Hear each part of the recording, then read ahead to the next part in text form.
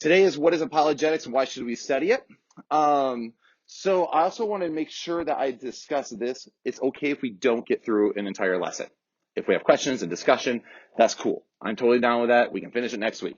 Okay, we got indefinite period of time until John tells me to shut up. So, so right here, when it comes to what is apologetics and why should we study it, remember apologetics is from the Greek word apologia, which means to make a defense, right?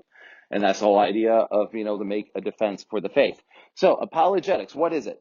Well, apologetics is a branch of Christian theology which seeks to provide a rational justification for Christian truth claims, essentially defending the faith, right? I want to give you guys a rational reason to believe in Jesus and of God, not irrational, right? How many of you ever met an irrational person? Right? Not somebody you want to talk to. If you have irrational reasons to believe in God, you're not going to continue to believe in God. In fact, because of how some people were raised, I was talking to one of my sister-in-laws last night. My wife is one of 14, remember, so there's a lot of them. She is marrying an ex-Mormon, and she told us last night that her and him have both left religion. They're out in like Utah or something crazy. But, and I'm like, because of bad teachings and irrational teachings, it can really put people off. So we want to make sure we're correcting that curve. So I also want you guys to notice that apologetics is a theoretical discipline, okay? It is a theoretical discipline. So this is something that it doesn't always even have to be, like I said this before last week, I don't even have to necessarily hold to a particular position to give a particular answer. So if somebody believes a certain way, I can use an apologetic to be able to navigate that conversation, okay? It's theoretical. So it's giving rational theoretical reasons to believe in something. It has a practical application in evangelism, definitely. Anthony gave the gospel earlier in the summer, and you used the moral argument, which is a great argument to use. And it's not evangelism, but it can be used in evangelism. Does that make sense? So apologetics is merely a branch of Christian theology that seeks to answer the question, what is the rational justification for Christian truth claims? Does this make sense? So now how apologetics plays a major role. And I only have 3 points that you're going to see up here because the rest of it's going to be me engaging over here. So the first one is going to be shaping the culture of our nation and shaping the culture of our churches. So it is not only vital, but it's necessary. Most of Western society has become what we call post-Christian, right? We used to say we live in a Christian nation. We don't anymore. Can we just be honest about that? We don't live in a Christian nation. Some of those elements and values are present, but very much fleeting, right? So most of society is post-Christian. We've moved on, pushing the 18th century Enlightenment, where free thought and the pursuit of human reason alone was the truest search for knowledge, right? Abandoning God, saying we can figure it out all by ourselves. And actually, the Enlightenment period has really punched a hole in the church. And it's not because suddenly they're smarter. It's because of man's pride, thinking that they can somehow interact and even justify knowledge without God. And I'm just going to say this right now. You can't justify knowledge without God. And that's another argument for another time. But honestly, you can't know if God's not real. If God's not real, you can't trust your only nature versus nurture. You whatever biology gave you, right? So anyway, so a large impact on the Western world in the Enlightenment was that they believed we could not have any theological knowledge at all. Can anyone notice the contradiction in that statement? The whole point of the Enlightenment period was that we can't know anything about theology or theological discussion at all. The contradiction is that is a knowledge claim about theology. So it's that whole like, well, we don't know truth. Well, do you know that? Like, what you just said is self-contradictory and self-defeating. So they believe that theology is not a science. And by science, I mean scientia, which is the source of knowledge, because that's the idea of what science was, a source of knowledge. That's why we have different fields of science, sources of knowledge of the earth versus plants versus this. So that's kind of the idea here. So they presuppose a naturalistic picture unto the world. That conclusion can only be reached through the material world. So that's the whole idea. So I'm going to go over here to our whiteboard. So we have physical versus metaphysical, or you could also put like, let's see, theology up top. I'm a lefty, guys, and it's terrible on a whiteboard because you got to try not to erase it with your palm. So forgive my third grade handwriting. So you have theology, and then you have like, I don't know, non-theology, not theology. So let me ask you this. What are some things, this is fun, what are some things that you think are important in life? And this can be literally anything. Just launch them out there. One word answers maybe. Family. Okay. So family. Why do you, and so you say family. We can actually add that to both. All right. Education.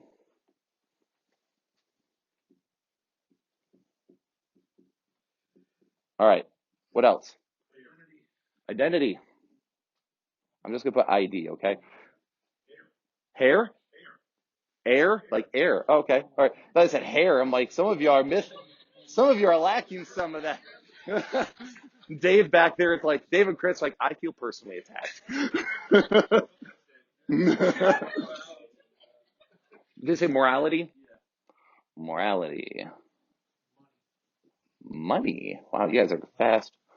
Money. All right, what else? Love. Boop, boop, boop, boop, boop, boop, boop. Okay. A job. Okay. Acceptance and health. Acceptance. We'll just put acceptance for short. And they say health. All right, that's enough for now. So here we have physical reality and we have metaphysical reality. The reason I put family in both is because family is technically physical, but the reason why it's valuable to people is because it's part of a metaphysical reality. So metaphysical, I want to get into that. So metaphysical would be outside of the natural world. So this here is made of matter, right? And it takes up space within a period of time. So we call it continuum. It's space. You have space, time, and matter. Those are all part of what we call a continuum. All three must exist in order to exist, right?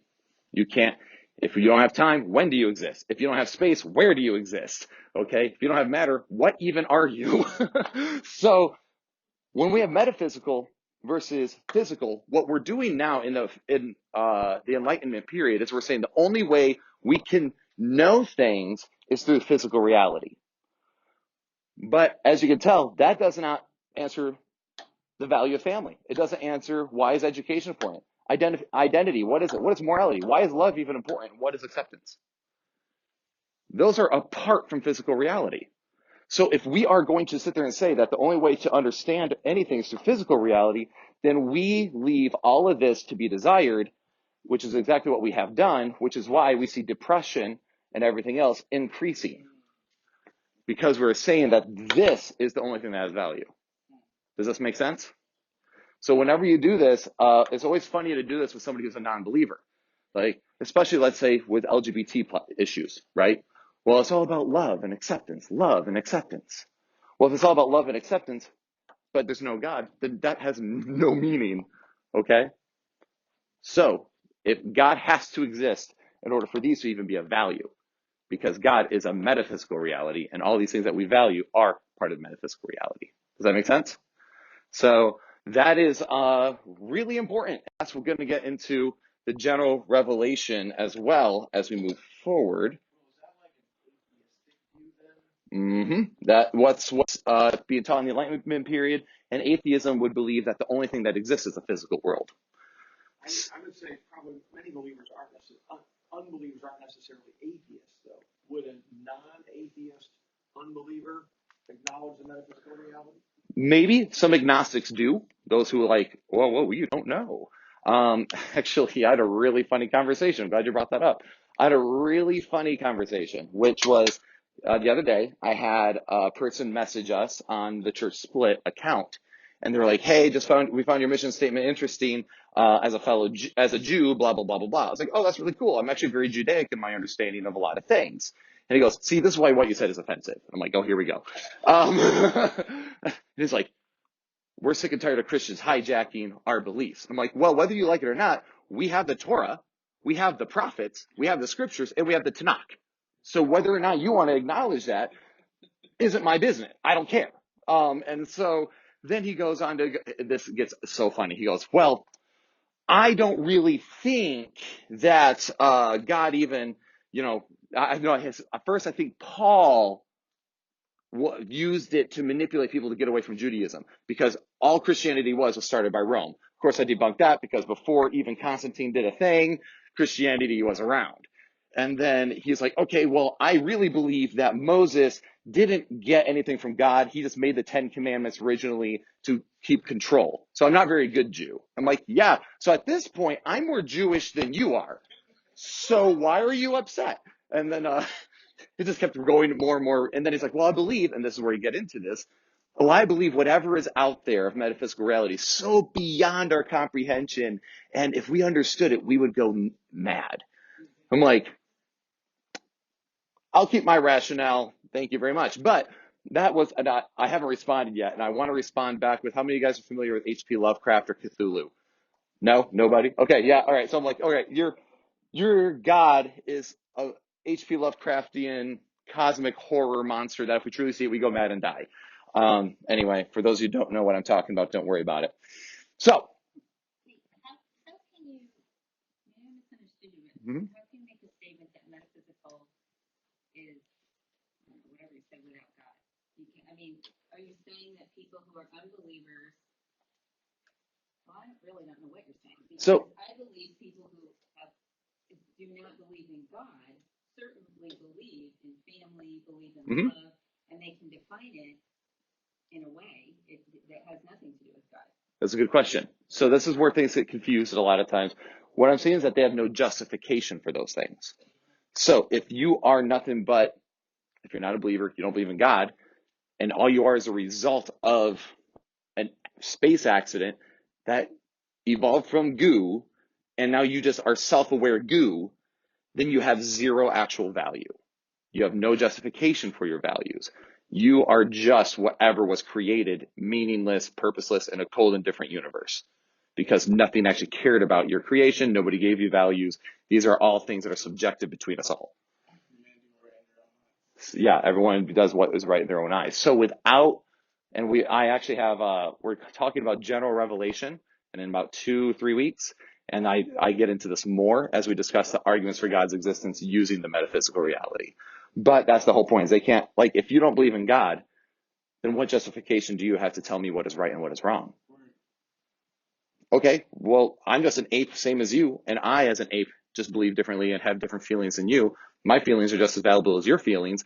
So if I want to rape and pillage, that's just as justified as you wanting to care for the poor.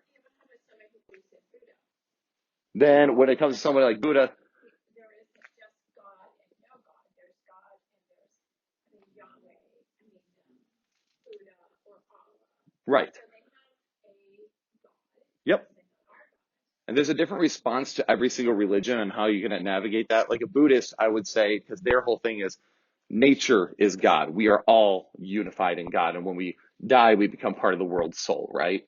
And we all kind of exist in this coalescent materialism and metaphysical reality. My simple response is this. We know the universe had a beginning at some point, so the universe can't be God. If it's God and we're all equally God, then how come there's even a beginning point? Because something had to begin it. So that means reality can't be. And same with all the other pagan gods. They all have starts, right? Zeus had a beginning. All of them have different beginnings, so they can't actually justify the beginning of the universe. That's a whole lot, but that's going to be exploring different religions. So, does that make sense? I'm working. Okay. So, that's fine. That's actually good. I like that. And the other thing is we are saying that science is the only way to know things. And now here's the other thing I wanted to write on the board, but I'm going to write it in a different color. We have this.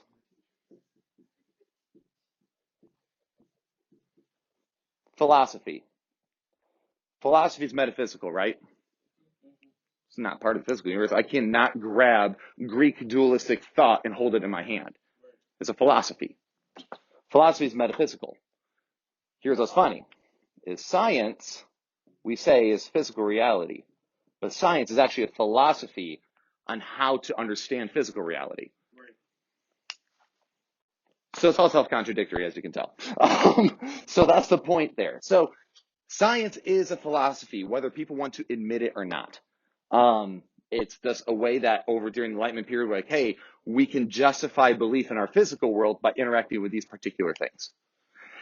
So why not? And then the other question I get as an apologist is, okay, so you want to shape the culture, but why not just preach the gospel, right? Well, it's so obvious. Well, why not preach the gospel? We've never thought about this before. But there's a few things. Secularism today, the Enlightenment period, is on a mission to destroy religion. And we need armed combatants. That's all there is to it. It's all philosophy responding. So the gospel is also never heard in isolation from culture. A great example of this is Paul at Mars Hill, right? Oh, to this idol you have to the unknown God, it is he whom I represent. He's using their pagan culture to speak into it the truth of God. So we need to use our culture to speak into it the truth of God. And there's a lot of different springboards you can use. One of my favorites is using the LGBTQ thing, because they are like, they're oppressed and all this. And then I'm like, okay, great. You value people. So do I. They're creating the image of God. Now that I have your attention and we agree on morality, that people are valuable, how do you justify it? Well, if you're just a space accident, there is no justification. But if there's a God who loved you and created you for a purpose, now you have justification. Okay? So, there's some statistics. So, right now in Europe, 10% of Europe are practicing believers. And by the way, this is very ecumenical in its scope. So it's pretty much, we're dealing with Catholic, Anglican, all the others. Like, I was like, what's the A one? I was like, not agnostic. That's definitely not a practicing believer. But stats in here, 10% of Europe are practicing believers. In 1900, 0% affiliated as non-religious. Okay, 0%. And now it is over 22% today. Stats in Canada. What? What? Oh, sweet. That's perfect. Yeah, I should do it. That would be Brian. Everyone's seeing my texts. Luckily, I don't have it to where you can see what they're saying, because they're probably roasting me in there. Will's a pseudo-intellectual. All right. Then we have stats in Canada. In 1900, 25% identified as evangelical, but by 1989, what in the world? I even put it on Do Not Disturb mode and everything. Well, whatever, guys. You're going to have to deal with my text popping out. I'll figure that out later. I'm not fighting it. So, stats in Canada. By 1989, less than 8% identified as evangelical. So you had 25% within 89 years, it went all the way down to 8%. Okay? This is why those who depreciate the value of apologetics with no one becomes a Christian through arguments are actually harming the cause, not helping. Plain and simple. We in a couple weeks, we actually have a girl that's visiting up here that came to Orthodox Christianity due to apologetics. And it's useful. Trust me. This is why those, again, who depreciate the value are not helping the cause. So apologetics goes beyond your personal contacts and into personal evangelism as well. It's to impact the culture for intellectual thinkers to make Christianity a viable option for people to understand things. Because a lot of people look at it because they don't understand it. There are no good answers, at least to their knowledge. And they go, well, Christianity is just not a viable option. They're like, it just doesn't make sense. What do you mean a guy came back from the dead? How does that even make sense? Well, they don't know the evidences or how the evidences are even measured. Christianity, though, currently in the philosophical field of academia, if we can say that, is experiencing a renaissance and a revitalization of arguments for the existence of God in natural theology. So we need to help that ship sail. I'm not even kidding. Right now, there is an explosion going on. There's a new book that recently came out. It's like this thick. big book, and it says Return of the God Hypothesis. And it's like exploding in sales numbers because it's scientists looking at the data going, we can't actually justify this unless God is true. It's awesome. And that's a good thing. We need to help that ship sail. Let's give it some encouragement in our churches. If we do not do this, then Christianity will be reduced to just one singular voice and a cacophony of competing voices, each one sharing its narrative and none of them commending itself as the objective truth about reality. While scientific naturalism, again, the bottom half of that board over there, continues to shape people's view of how reality is. Last week, you had mentioned you want truth, the objective truth, and that's exactly what this is about, bringing objective truth down. If you, again, so this is a moral argument. I'm getting ahead of myself in what we're doing here, but to clarify, I'm going to use the moral argument again. Let's, by your raise of hand, how many of you would agree that rape is wrong? Great. I'm glad we agree. So if we agree that it's wrong, is that objective? Is that always wrong all the time, no matter what? Yes. Okay. So we're saying it's true for everybody, right? That means it's objective truth. But if you are a space accident, if we are just highly evolved monkeys, it's subjective, not objective. Monkeys and ducks and all the other animals do it all the time. See the problem here with morality? This is why the last verse of Judges rings hollow at the end as a gut punch. And everyone did what was right in their own eyes. Okay? So there's an increase as well in relativism and subjectivism, which is what I was talking about. Values and feelings become truth to them because they can't justify it though, which is why we're seeing people. Another good way to do this. I'm going to erase part of the board. I know. Hopefully you guys took a picture of that. It's not erasing very well, but whatever. So here we have feelings. Okay. We have feelings. How many of you guys hate feelings? I do. They're annoying little buggers. So, what'd you say? They can be. They can be. See, that's why we have people. Yeah, right when something goes against your gut, it's like, So, without God, your feelings get to just go everywhere, right? And we say, if what we're saying nowadays is true, that all things relative are just as important as each other, then every single one of these feelings is equally justified. My feelings to have a LGBT relationship is just as valid as an abortion, which is just as valid as rape, which is just as valid as my hatred to murder somebody. You see that? Not awesome, right? But when you add God, God goes, okay, hold up.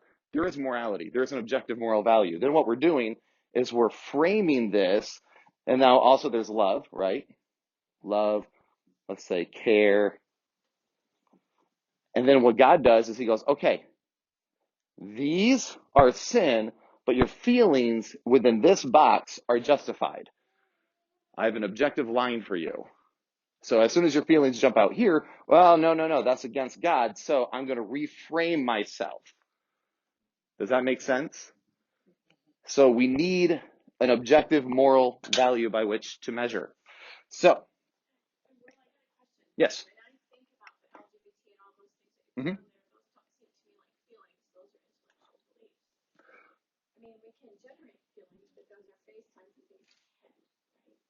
Yes and no. No matter what, it does stem from a feeling or trying to, they now might intellectually try to justify a feeling, right? So if I have, let's say I have same-sex attraction. Okay, that is a feeling I have. Now I'm going to intellectually try to justify my belief. But most people don't go down that road first without having a feeling toward it. Yeah. Or they end up confusing God's morality. Well, if we're all equally valuable, and then therefore everyone's feelings of love must be equally valid, when God defines what love is. So we're kind of dealing with how do we measure by which, if that makes sense. So I understand. Although with the LGBT community, there's but they have lots of scientific research. And they're telling you that at age 3, someone knows what gender they are, even though they were born the opposite gender. So they're presenting this information, and next weekend I'll be listening to 4 days of it in a healthcare conference. So, I mean, they're coming out with more and more. And you're right, they're not basing it on God, but it goes into the physical, it goes into scientific, and they're coming up with some pretty astounding claims. But there's still no gay gene, right? Or even with transgenderism, they have shown that the brain activity a man is still operating as a man with his brain activity, as opposed to being a woman that he claims to be. So there's a lot of actually conflicting evidence on all of that. A lot of those scientists are being silenced right now, but there's a lot of really good books. So there's a lot of good books on that topic, but I'm only using it as an example. We could jump into some of those things. We can even do a whole session during multiple sessions on that topic. I'd be happy to flesh that out. Point is here, as I'm saying that even if our feelings, or even if we have scientific reasons for those feelings, does not necessarily mean that they're justified. Because again, we live in a fallen world, right? So we have a fallen nature, which we'll discuss as well when we talk about the nature of man. So anyway, apologetics can help the intellectual person to give permission to follow their hearts when the Holy Spirit moves. Because a lot of times we block the Holy Spirit ourselves, right? How many of you guys have ever done that before? Yeah.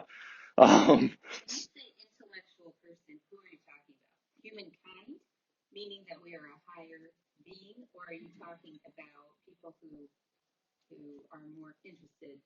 People who are more intellectually minded is what I'm dealing with. Because not everyone, certain people. Finding a lot of those people in the world anymore. Yes, which is actually what I'm about to get to. You're getting ahead of me.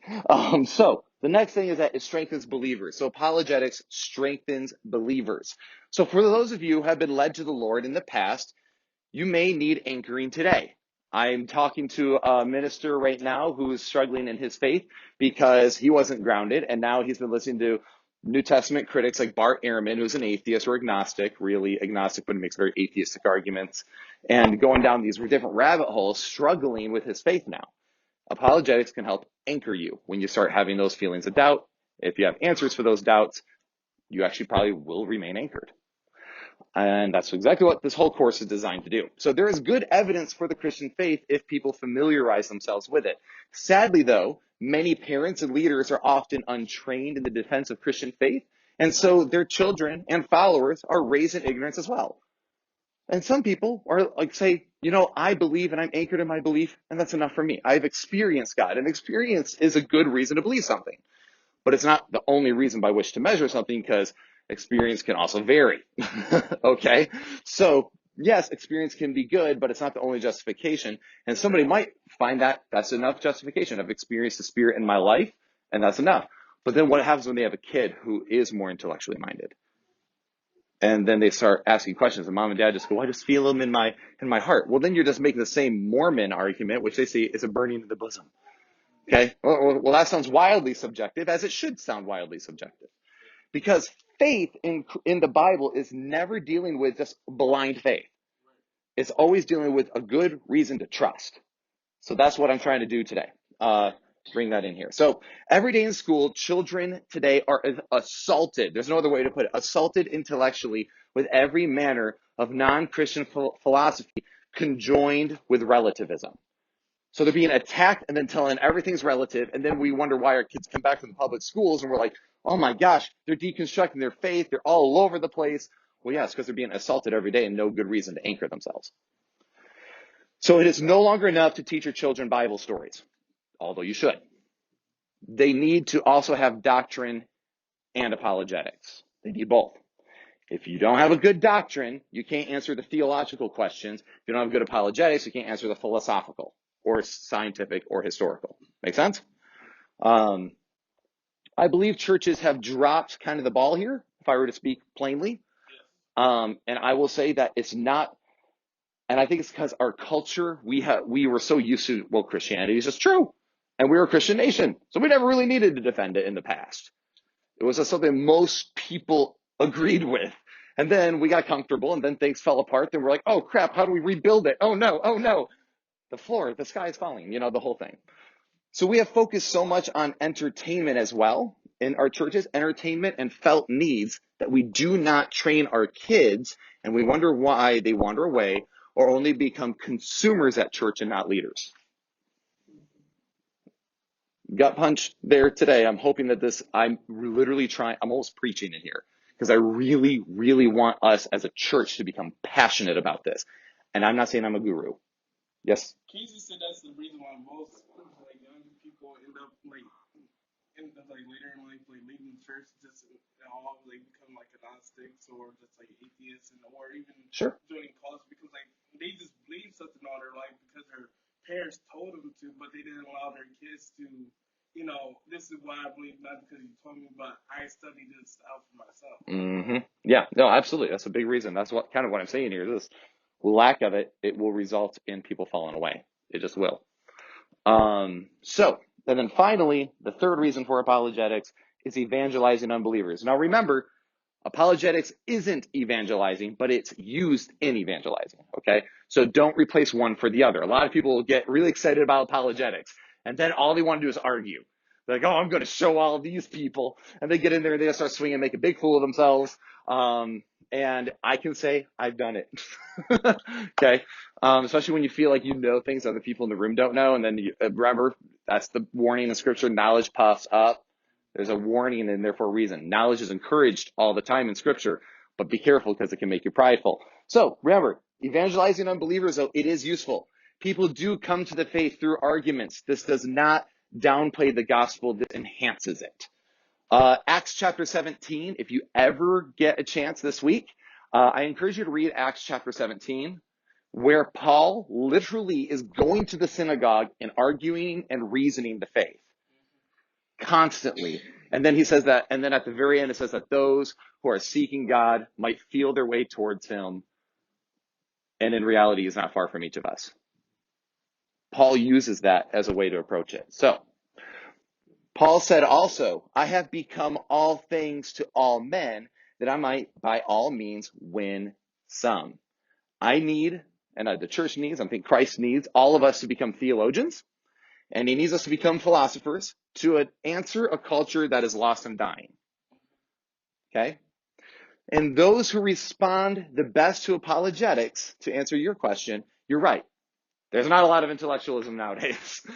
It is excruciatingly frustrating to hear the contradictory arguments. One of my one things that cracked me up recently is, of course, Michael Knowles brought up a good point. What is a woman now? What is a woman? If men can be women, and women can be men, and you can be whatever you feel like you should be, then what even is it? If there's no objective standard by which to measure it. So what is a woman even? Because of this, we have a lot of people going by their feelings, but the people who tend to respond most to apologetics are actually the minority. You're absolutely right. The minority, such as lawyers, engineers, and medical practitioners. A minority of the population, but highly influential people. Right? Highly influential.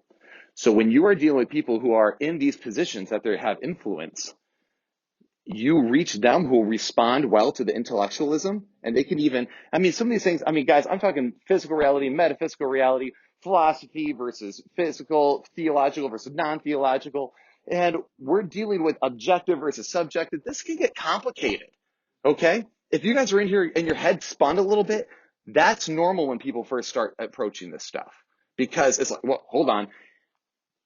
How do I frame this? Because maybe this entire time you've taken a Christian worldview this entire time for granted, and you've never had to parse the sentences. How many of you guys hated parsing sentences growing up? I hated it. I'm terrible at English, okay? And then I took German and it got worse. So, but point is, it's okay if this stuff is difficult. That's why I use this as an example. If you tracked with me, great. If not, that's cool, because I'm going to spend the next few weeks breaking this down slowly. So that way we're really all up to speed. So, point is here, training in apologetics is vital. And it is a vital part of Christian discipleship. It plays a vital and perhaps even necessary role in shaping our culture, because when you're reaching lawyers, medical practitioners, engineers, We're reaching these people. It's going to create a culture, and finally, in evangelizing non-believers, it'll help with that. For these reasons, I am unapologetically enthusiastic about apologetics. Hey, that's the point here, guys, is if we can shape the culture, reach some people. My best friend is an engineer, Brian. You guys know Brian. He's an engineer. And when he was exposed to apologetics, he gobbled that stuff up. And then he sat down with so many people drawing graphs and the whole nine, and people be like, oh, that makes sense. And he's like, I know, because he's an engineer and this is the way he thinks. Maybe it's not your thing. That's cool, but at least equip yourself with some of the stuff we're going to talk about. Okay? Yes. I feel like on that, well, there are some minds who are, like you said, they just think that way. Mm-hmm. But even looking at all these things, we're bombarded with arguments from the other side. It's just they don't come out and say, hey, here's a metaphysical argument you got to deal with today. Mm-hmm. Just know this is the practical outworking of this, and you just buy it because you think, oh, okay, not realizing, no, the source of this goes back to this. Mm-hmm. So, yeah, you heard this today in the news from your friends, whatever else, but it really is an argument here. So, sure, maybe for some, maybe including myself, this is still even out there for me, but at least knowing, going, okay, yeah, I know where that's coming from now. Mm-hmm. I may not be able to argue all the way around it like maybe you can or somebody else, but I'm at least wise to what's going on. Yeah, you can recognize the implications. And it's actually weird when you start doing this, you'll start watching the news or you start seeing certain arguments and almost a grid will go in your brain and you'll start parsing it out and go, there's the issue right here at the bottom. Abortion is a great way to start in this area. I might actually have to do a whole pro-life session in here on how to argue pro-life, because it's a great way to get to the heart of most of the issues. And that applies to so many other things like LGBT and all that. Because abortion, it really comes down to a simple question, right? Is it a human? Is it not? If it's a life, then you can't do it. You can't kill it. If it isn't a life, you can do whatever you want. It's a kidney. Who cares? So how do you define life? Well, that depends how you value it too. Where does value even come from? Boom. Now you're going to the moral argument already. See, it just spider webs to so many different things. So, J. Gresham Mackin said this, and I'll close with this. He says, false ideas are the greatest obstacles to the reception of the gospel. We may preach with all the fervor of a reformer, yet succeed only in winning a straggler here and there. If we permit the whole collective thought of the nation to be controlled by ideas which prevent Christianity from being regarded as anything more than a harmless delusion, then unfortunately we aren't going to heed the warnings that we're seeing in our culture. So what we're going to do is next week, I'm going to be breaking down how to navigate hard conversations. Then we're going to jump into philosophy and poor arguments. Things to look out for before you jump in. And then we're going to discuss general revelation, how God communicates to all mankind. And then we'll go into metaphysical arguments for God's existence, breaking each one down. And hopefully at the end of all that, we'll all be on the same page.